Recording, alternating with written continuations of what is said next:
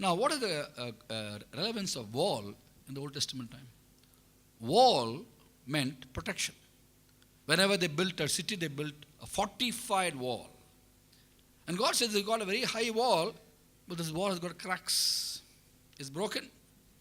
Meaning, no protection. When you disobey me and reject my message, I'm going to bring a foreign nation against you. It's a warning for them.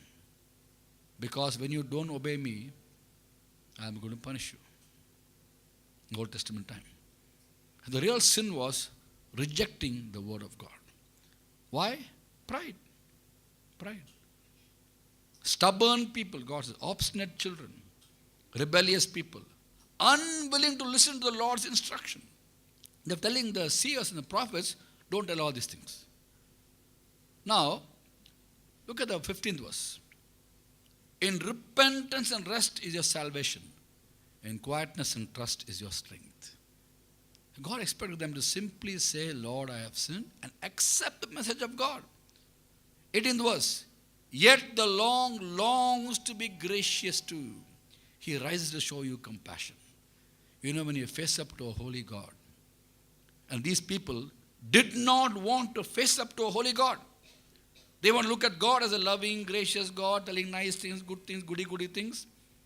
They don't want to face up to a holy God.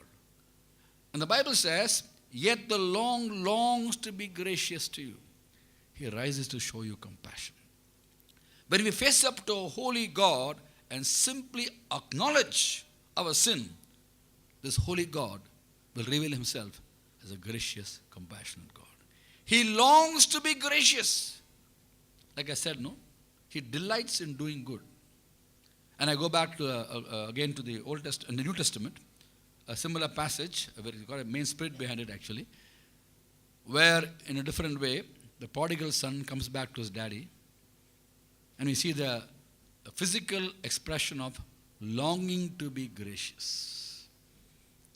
When the prodigal son comes back, we read in the Bible in Luke chapter 15, before he comes back, after spending all his money on loose living, and he realizes the servants in his house, father's house, are much more blessed than he was, he decides to go back and he rehearses his speech.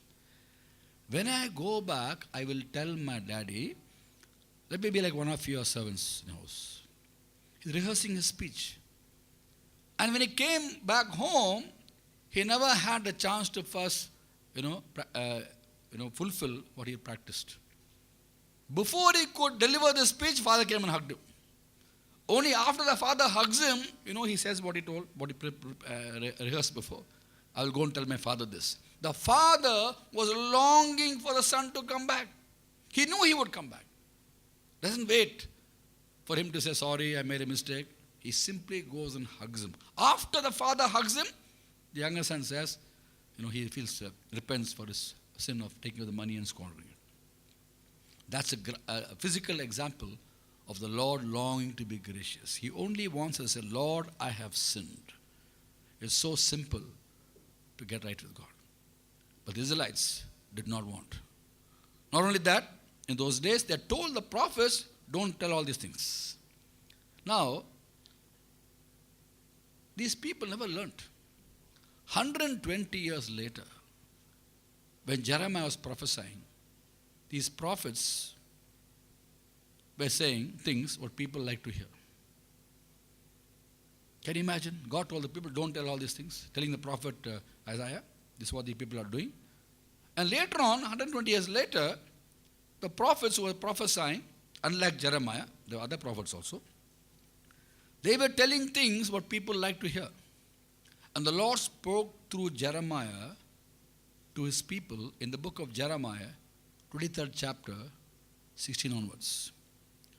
Do not listen to what the prophets are prophesying to you. They fill you with false hopes. They keep speaking visions from their own mind, not from the mouth of the Lord. They keep saying to those who despise me, the Lord says you will have peace.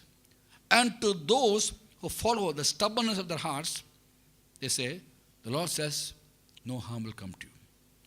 But which of them has stood in the counsel of the Lord to see or hear his word? Who has listened and heard his word? Verse 21 and 22. The Lord says, I have not sent these prophets, yet they have run with their message. They have run with their message. I did not speak to them, yet they have prophesied.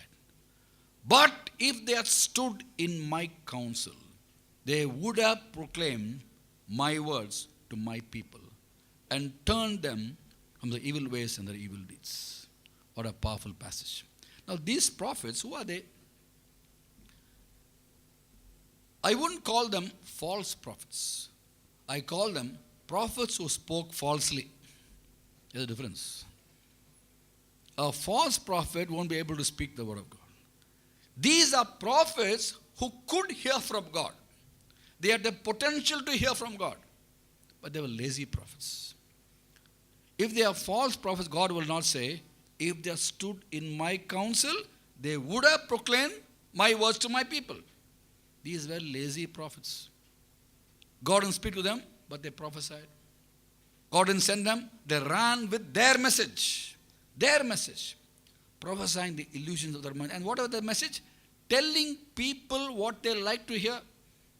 Because 120 years earlier, what did the people tell Isaiah? To the seers, don't tell us all these things. Tell us good things. So they must have learned, oh, people like to hear good things, I will tell them good things. If you listen to God, He will speak what people need to know, not what they like to hear. And it's very important today as God's people, we are a people who tell others what they need to know, not what they like to hear. And the reason why these people did not want to listen to God's word was because of pride. His stubbornness is because of ego. I won't listen to God. I will do what I want. Tell me what I want to know, what I like to hear.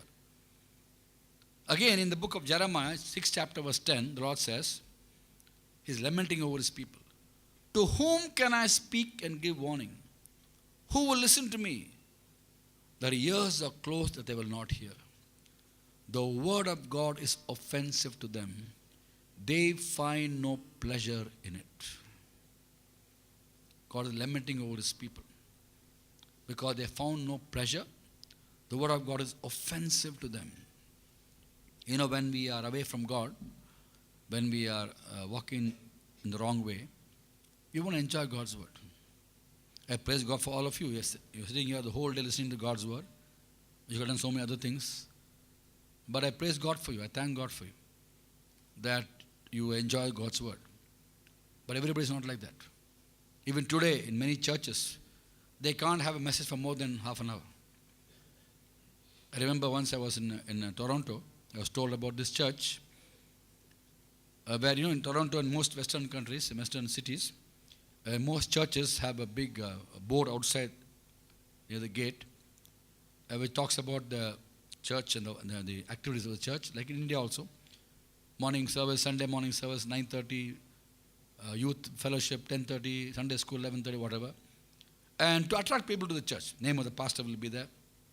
And then there'll be one slogan, something catchy, you know, to attract people to the church. Some nice slogan. They'll quote the Bible verse something.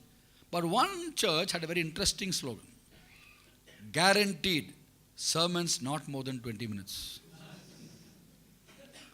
They're guaranteeing the people not more than 20 minutes, so you come to church. That's how they attract people to the church. Imagine that. And we are no different in India. Some churches, after 20 minutes, they can't take it anymore. And there are some people who sit in the last row of the church, wait for the pastor to 20 minutes, then they look at the watch like this. Look at the pastor like that. He won't see, look at the watch like this.